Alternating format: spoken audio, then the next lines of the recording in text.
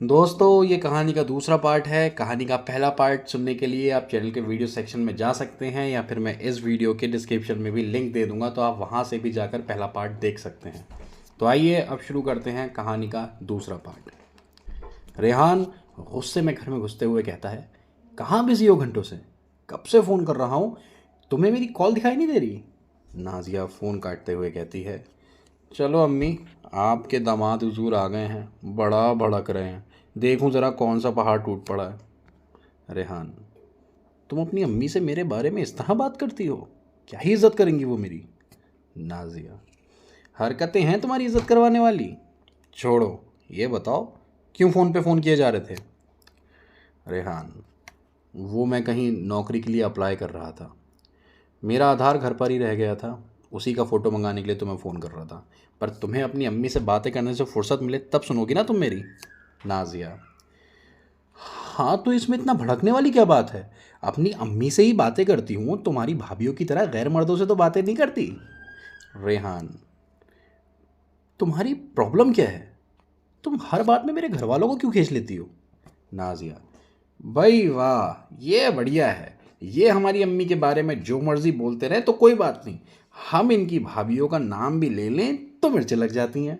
शुक्र करो तुम्हारी भाभीियों को ही बोला है, तुम्हारी अम्मा का नाम नहीं लिया, वरना हरकतें तो उनकी भी कुछ कम नहीं है। रेहान, कहाँ की बात को कहाँ ले जाती हो?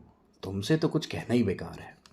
नाजिया, कहना ही बेकार है, कहना ही बेकार है करते रहते हो हमेशा, पर कहने से कभी बाज नहीं आते हो। मेरी अम्मी बता रही थी कि वो वसीम जिसका रिश्ता तुम्हारी वजह से हमने ठुकरा दिया था, उसकी बीवी कैसे सिठानी बने घूमती है पूरे मोहल्ले में। ये बड़े बड़े 2 घर खरीदे हैं उसने, और ये लंबी गाड़ी से चलता है, और बीवी को तो ऐसे पलकों पर बिठा कर रखता है। हाय मेरी फूटी किस्मत, कौन सी मनहूस घड़ी थी जब मैंने उसका रिश्ता तुम्हारे जैसे फटीचर आदमी के लिए ठुकरा दिया। मेरा नसीब ख़राब था जो इतना अच्छा रिश्ता हाथ से निकल गया। रेहान, तुम्हारा नसीब ख़राब नहीं था, उस बेचारे का नसीब अच्छा था। ये कहकर रेहान बाहर चला जाता है।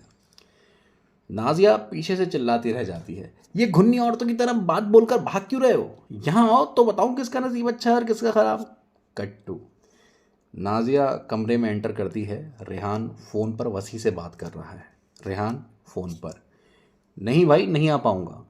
रेहान नाजिया की तरफ देखते हुए कहता है, तुझे पता ही है यार, तुम्हारी भाभी को तुम्हारा मेरा मिलना कुछ ख़ास भाता नहीं है। वो मुझे ही मना करती है, और तुम कह रहे हो कि उसको भी लेकर आऊँ। नाजिया इशारे से पूछती है कि वसी क्या कह रहा है। रेहान को समझ नहीं आता। रेहान नाजिया को इग्नोर करते हुए कहता है, तुमने कहा मुझे अच्छा लगा, पर समझने की कोशिश करो, नहीं आ पाऊँगा मैं। नाजिया हल्के से इशारा करते हुए कहती है, म्यूट पर लगाओ। रेहान कॉल कट कर देता है और कहता है, क्या है, क्या इशारे किए जा रही हो इतनी देर से? नाजिया एक्साइट होते हुए पूछती है, क्या कह रहा था ये वसी? रेहान, अरे हम दोनों को खाने पर बुला रहा था, कह रहा था भाभी के मनपसंद खाने बनवा लूँगा, भाभी को ले आओ शाम को, पर तुम फिक्र मत करो, मैंने मना कर दिया।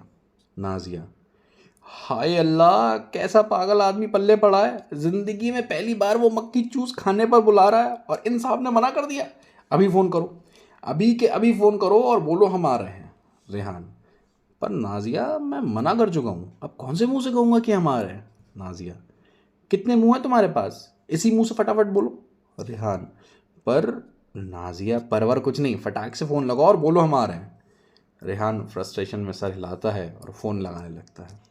नाजिया रेहान को रोकते हुए कहती है, अच्छा सुनो, मैं क्या कह रही थी, अभी 11 बजे हैं, वसी को बोलो हम अभी आ जाते हैं, दोपहर का खाना भी कर दे हमारा। रेहान बिना कुछ बोले गुस्से में नाजिया को देखता है। नाजिया, ठीक है, शाम को ही चले जाएंगे। रेहान फिर से फ़ोन लगाने लगता है। नाजिया फिर से रेहान को रोकते हुए कहती है, अच्छा सुनो। रेहान, अब क्या है? नाजिया, वो वसी से कहना कि सलीम भाई के कबाब भी मंगा ले, बिरयानी कोरमा वगैरह तो बनवा ही रहा होगा, और हाँ कहना कि मीठे में रसमलाई ज़रूर मंगवा ले, ये नहीं कि खाने के बाद सुन्नत के नाम पे एक खजूर पकड़ा दी। रेहान बिना कुछ बोले फ्रस्ट्रेशन में नाजिया को घूरता रहता है। कट्टू। रेहान और नाजिया ऑटो में बैठकर वसी के घर जा रहे हैं।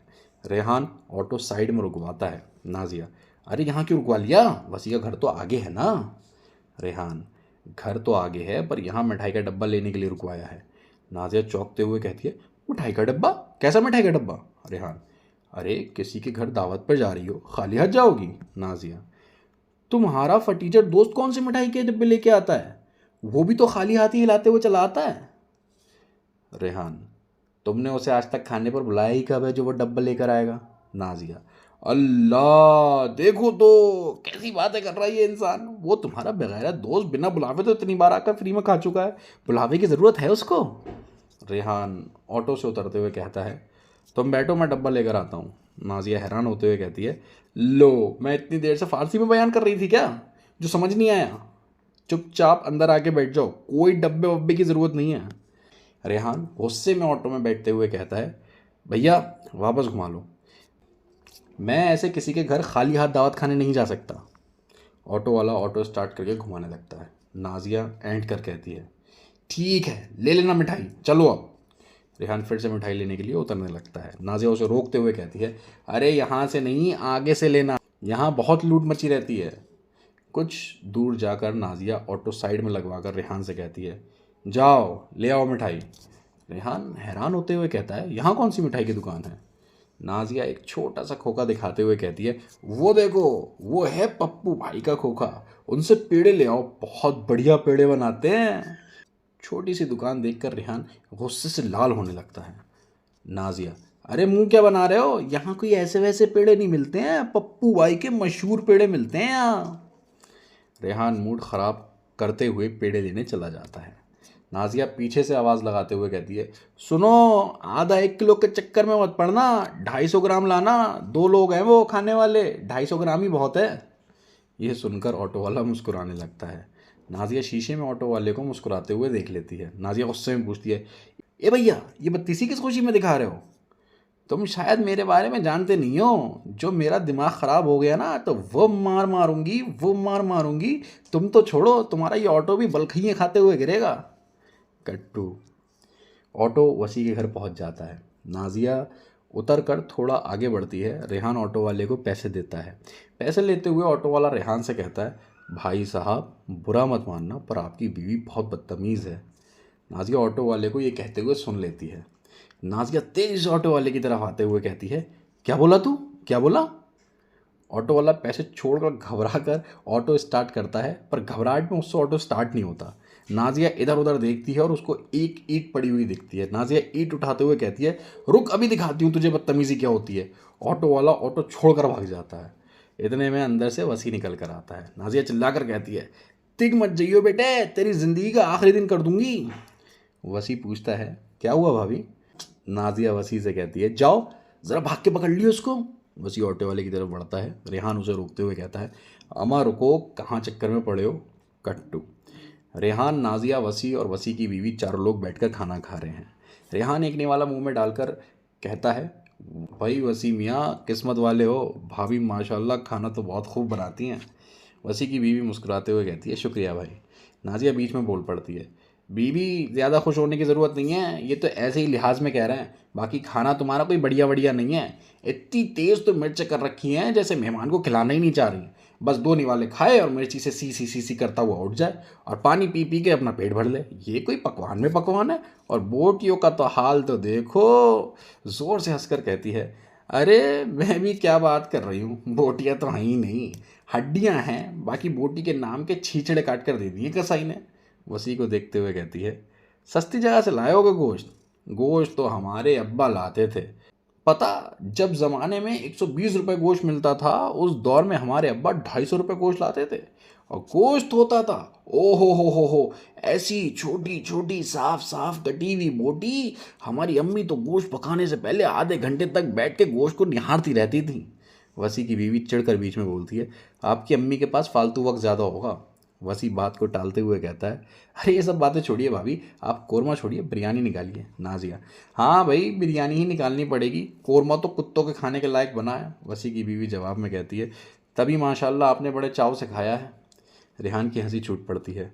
नाजिया गुस्से में उठ के खड़ी होती है और रेहान से खिसियाते हुए कहती है, तुम्हारे बड़े दांत निकल रहे हैं, जैसे बड़ा लतीफ़ा सुना दिया हो इसने। नाजिया रेहान की जेब से पेड़ों की थैली निकालकर वसी की बीवी को देते हुए कहती है, ये लो बीवी, ऐसे ही मुफ्त में खाने नहीं आ गई हूँ तुम्हारे यहाँ, पेड़े लाई हूँ, पप्पू भाई के पेड़े। तुम जैसे को तो मिलेंगे भी नहीं, शक्ल देख कर देते हैं पप्पू भाई। पूरा पौना घंटा खड़े हुए हैं रेहान धूप में, फिर भी नहीं दे रहे थे इनको। वो तो फिर मैं गई ऑटो से उतर के, तो मुझे देखकर पप्पू भाई ने पेड़े पैक करे हैं। वसी की बीवी थैली खोलते हुए कहती है, ये 6 पेड़े लेके आई हैं आप? नाजिया, ये मत देखो कितने हैं, ये देखो कैसे हैं।